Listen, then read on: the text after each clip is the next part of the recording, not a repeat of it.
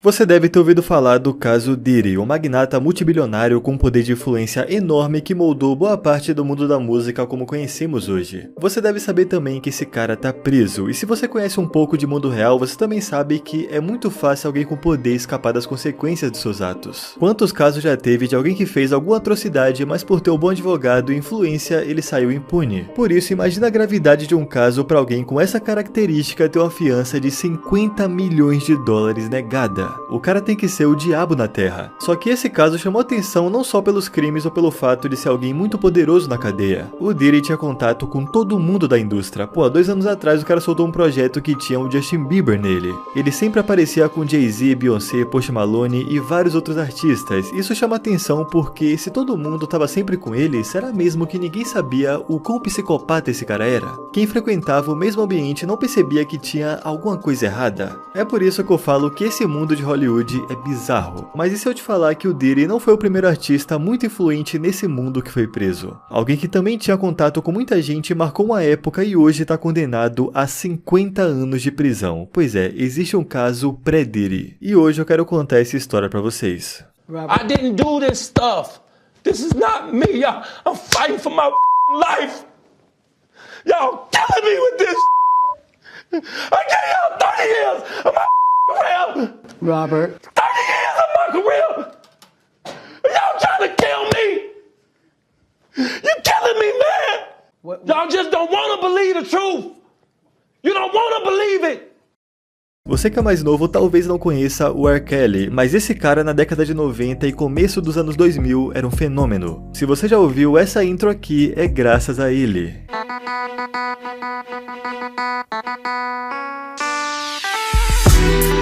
Pô, cara, essa música é muito boa e eu queria deixar ela tocando por mais tempo, só que não dá por copyright, enfim. De qualquer forma, esse cara foi um dos artistas mais bem-sucedidos da história, ganhou Grammy, assim como Diddy, ele também impactou muito na indústria. Só que desde a década de 90 já tinha algumas acusações bizarras contra o Kelly, e a maioria delas envolvia menores de idade. Guarda essa parte que vai ser importante. Mas pra entender como um artista desse tamanho demorou quase 30 anos pra sofrer as consequências dos seus atos, a gente tem que entender primeiro o contexto daquela época. Diferente de hoje, com internet, rede social e essa cultura da informação rápida, naquela época, para algo chegar ao público dependia de notícia em jornal, TV e esses meios mais tradicionais e por consequência mais lento. Hoje, se alguém for acusado de algo, na hora seguinte já está espalhado pela internet, mesmo que seja mentira. Só que antigamente era muito mais fácil manipular ou até mesmo impedir que alguma informação chegue ao grande público e por consequência gere uma pressão popular. Mas por incrível que pareça, isso é uma faca de 2 gumes, porque ao mesmo tempo que a pressão popular da época não se compara de hoje em dia, por outro lado isso fazia com que as pessoas fossem menos polidas, fosse um pouco pior em esconder coisas duvidosas. E o caso do R. Kelly é o exemplo perfeito para isso, logo você vai entender o porquê. Na sua ascensão, Kelly conheceu muitas pessoas desse meio, colaborou com Jay-Z, Snoop Dogg, Big, Lady Gaga e até mesmo o Michael Jackson, para vocês terem a ideia do talento do cara. E nesse ambiente que é muito fácil criar conexões, o produtor de um é amigo de outro artista que conhece fulano, enfim, é muito fácil conseguir ligação com pessoas conhecidas desse mundo. Mas nesse meio, Kelly conheceu a sobrinha do seu manager, a Lia. Ela é de longe um dos casos mais bizarros da indústria, um artista muito jovem que tinha tudo para ser um sucesso do nível da Beyoncé e que morreu aos 22 anos de uma forma muito suspeita. Tem várias teorias sobre esse caso que eu até pretendo contar para vocês em algum outro momento. Mas só para ficar registrado, na época que o Kelly foi apresentado para Lia, ela tinha 12 anos. Logo de começo ela chamou muita atenção dele, a pior parte é que não foi só pelo seu talento. 3 anos depois de se conhecerem, quando ela tinha 15 anos, a Lia lançou seu primeiro álbum. E a pessoa por trás da produção desse álbum foi o próprio Kelly, e curiosamente, o nome desse álbum é Idade Não É Nada Além de um Número. Ao mesmo tempo que esse álbum foi lançado, tinha alguns rumores que ela e o Kelly estavam namorando. Detalhe pro fato que nessa época ele tinha 27 anos, enquanto ela tinha 15. Eu acho que no fundo ele sabia o quão bizarro era isso, porque tem uma entrevista que eles chegam de roupa combinando e são perguntados se estavam namorando. É uma coisa muito esquisita. Okay, let's clear something up, because you know I've been getting a rundown on the street. Everybody seems to think that y'all are either girlfriend or boyfriend, or cousins, or friends. Let's just get the record straight. I better go get me a white Jeep. Well, no, we're not related at all. No, we're not. We're just very close. He's my best friend. Yeah, cool. Now, who found who? In the whole wide world. And for the record, you are how old? That's a secret. Women doesn't disclose her age. Uma garota de 15 anos teve que quebrar o clima e responder uma pergunta porque o mano de 27 não conseguia, era bizarro. Você percebe como antigamente as coisas eram bem esquisitas que ninguém achou suspeito um cara 12 anos mais velho ser melhor amigo de um adolescente. Inclusive, a piada que o Kelly faz quando perguntam se eles namoravam, que ele fala é melhor eu pegar meu Jeep branco, é uma referência ao O.J. Simpson e aquela famosa perseguição policial do cara fugindo no Jeep branco. Como que ninguém percebeu isso na época, mas calma que ainda dá pra piorar. Lembra que eu falei antes sobre as pessoas não serem tão polidas nessa época pra esconder algumas coisas? Então, como eu disse, o Kelly conheceu a Aaliyah quando ela tinha 12 anos, e nessa época ele tava fazendo seu primeiro álbum, e conhecer a Aaliyah refletiu diretamente na segunda música desse álbum, She's Got a Vibe. Quando você para pra analisar a letra dessa música, é uma coisa de psicopata. Vamos lá, abre aspas. Garota, você me deixa excitado, e eu me pergunto se eu poderia te levar pra casa. A mini saia justa que você usa, eu não consigo evitar, eu não consigo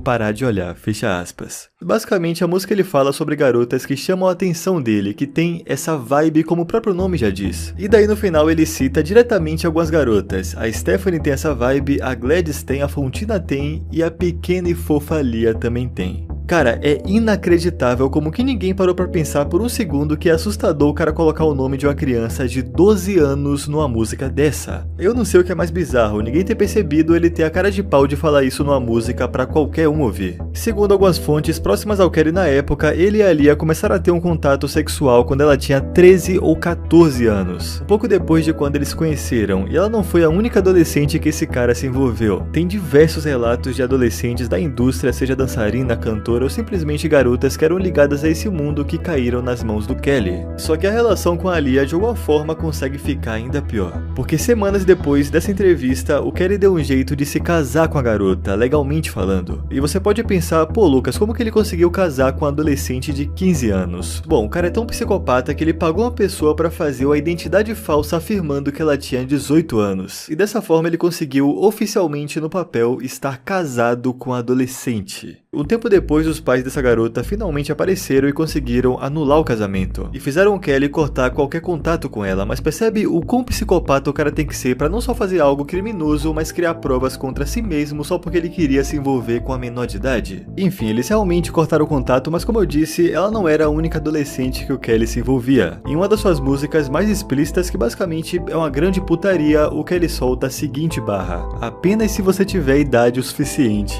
18 pra cima ou 16 pra baixo. Como que ninguém ouviu isso aqui e se perguntou que porra é essa, moleque? Eu não tô falando de um cara aleatório, eu tô falando de um dos artistas mais populares da época, e o cara nem tá tentando esconder que ele gosta de criança. Quando eu falo que esse caso foi o pré-Diddy, é porque no caso dele as coisas aconteciam mais por debaixo do pano. Tinha coisa que vazava, mas não era tão explícito assim. Imagina se o Diddy coloca numa música que ele trafica mulher. E assim como o Diddy, o Kelly conseguiu escapar das consequências por muito tempo, pelo fato de ter dinheiro e influência. Em 2002 ele foi acusado de produzir pornografia infantil, não contente em se envolver com menores de idade, ele ainda gravava o ato. Acontece que uma dessas fitas acabou vazando, só que como na época a qualidade de imagem era horrível, não tinha como afirmar com 100% de certeza que era ele. O Kelly conseguiu adiar esse julgamento por 6 anos e, curiosamente, em 2008, os pais e a garota envolvida se recusaram a testemunhar de última hora, então você já deve ter rolado ameaça ou suborno. Quando eu falo que com poder e dinheiro você consegue escapar de muita coisa, é por causa de casos como esse. Acontece que mesmo sendo absolvido, tava mais do que na cara que ele de fato era no mínimo pedófilo. Só que agora ele tentava disfarçar um pouco, mas tinha vezes que era difícil de esconder. Do you like teenage girls? When you say teenage, how are we talking? Girls who are teenagers. 19? 19 and younger. I have some 19-year-old friends, but I don't like anybody illegal if that's what we're talking about, underage. Uh-huh. Some people think that you like underage girls. What do you say to them? Well, those people that don't know Robert, they don't know me.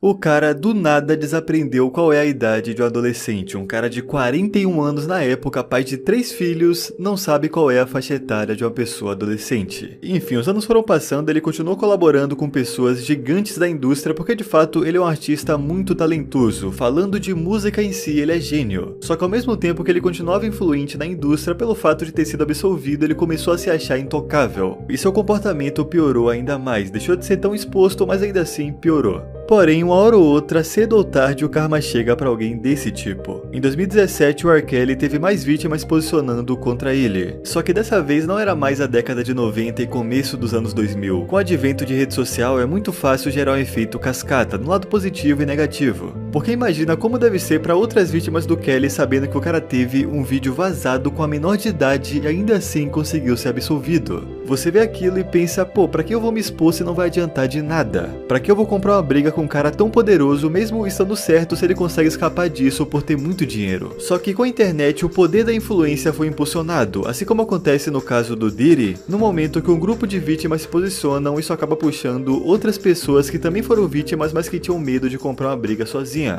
Em 2017, começou o movimento contra o assédio sexual na indústria do entretenimento como um todo, não se limitava só à música. Foi a partir daí que várias pessoas se posicionaram e produtores famosos foram presos por uma porrada de crime. Então, ao mesmo tempo que esse movimento de não se esconder só porque a outra pessoa é poderosa começou, o Kelly foi acusado de tráfico sexual. Uma repórter que investigava a vida dele antes e depois do julgamento de 2008 apresentou provas que pelo menos 6 mulheres eram mantidas presas numa espécie de culto sexual. Além disso, as garotas que eram abusadas quando eram crianças, agora já adultas com noção de mundo e impulsionadas por aquele movimento, decidiram relatar o que elas sofriam na época que eram menores. E como eu disse antes, não era mais a década de 90 que você conseguia varrer para debaixo do tapete alguma acusação, que demorava para a notícia chegar ao grande público. Nos tempos atuais, o Kelly tinha que se posicionar e dar o esclarecimento o mais rápido possível. E aqui foi ladeira abaixo. O Kelly na entrevista ficou totalmente fora de controle. Em vários momentos ele tenta pagar de vítima e ele fala as coisas sem nem olhar para a mulher que está entrevistando ele. A entrevistadora que faz a pergunta e ele responde olhando para a câmera. Parece que é tudo para fazer uma cena.